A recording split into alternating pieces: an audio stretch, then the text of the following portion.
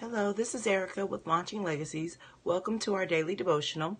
Today we are continuing a series on fear, and we're going to talk about what love does when it interacts with fear. So really, love makes fear illegitimate. Yesterday we talked about this idea of whether or not our fear was eternal. Excuse me, because I have a little cold.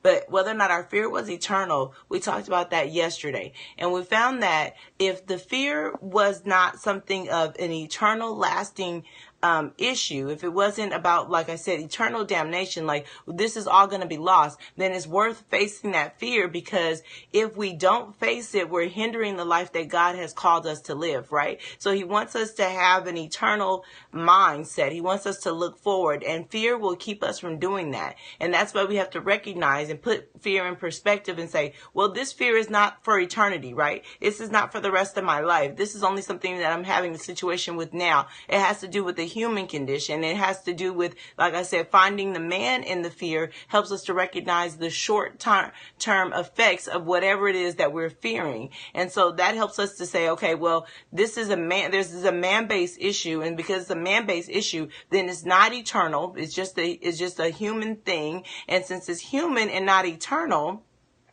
excuse me, then it's not worth hindering life which God has given me, right? I want to be free to live the life that God has given me, which means I need to put fear in the perspective of eternal or not eternal. If it's not eternal, then we face it. And so now we get to that point. And now we're going to look at the passage in 1 John 4. If you've been watching my devotional for a while, you'll know this is one of my favorite passages in the Bible, 1 John 4, because it's a chapter that talks about love, but it's pretty specific. I'm reading from the Message paraphrase.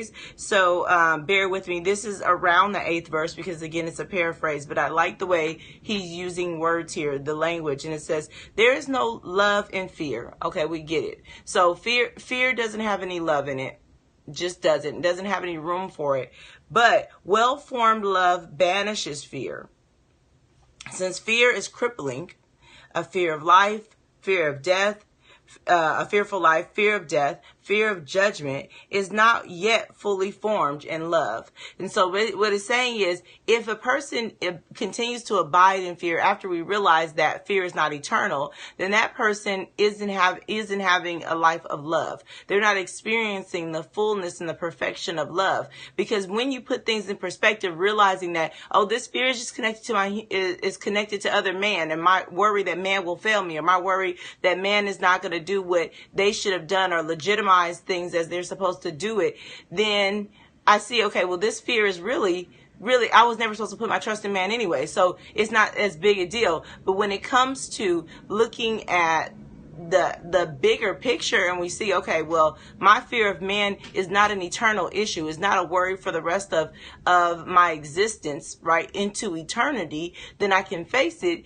Then we look and say, if I can't face it, knowing those two things, then I realize what I'm lacking is not courage for the fear, but love, if that makes any sense. So I need to have love to conquer this fear, because when I realize that God has given me eternity as a promise, that recognition of love perfects my ability to live the life that God has promised me and provided for me. It opens the door. So love makes fear illegitimate. It says you're not good enough. Okay, oh, so you're afraid of heights. Well, that's not good enough, because there's a promise that's larger than that. Oh, you're afraid of people. Well, that's not good enough, because there's a promise that's bigger than that. And on the other side of your fear is moving forward in that promise, right? So you're afraid of people judging you, or afraid of failing. Well, that's not good enough, because when it's measured against eternity, it's never going to be more impactful, never going to be longer lasting, never going to be more of an existence than this love that says you have eternity, you have a promise, you have a life, you have a book opened up towards you, giving you all these opportunities. And so if you want to embrace fear, you have to close the book and say, I'm not loved.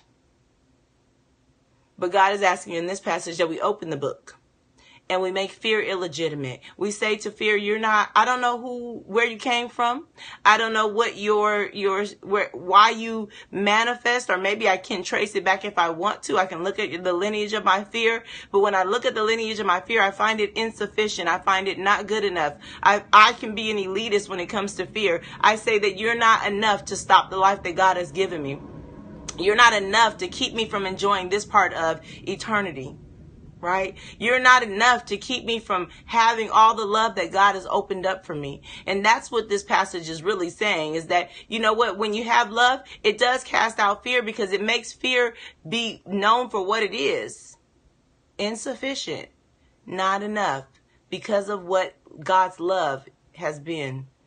And so that's what we want to focus on. So yesterday I challenged you to find out if your fear was eternal. And most people will find their fear is not eternal. If your fear was eternal and you're afraid that you will die and spend eternity in hell and with death and destruction, then even that fear can be canceled out, because God made a way. His name was Jesus, right? To keep you out of an eternal death and bring you into an eternal life. So now we put things in the right perspective. I don't need to be afraid of something that is not eternal. I don't need to be afraid of something, because love has opened the book and made fear illegitimate. Now I can stand, I can move forward, I can live the life that God has for me, because that life, just the giving of life and into eternity, is a promise of love.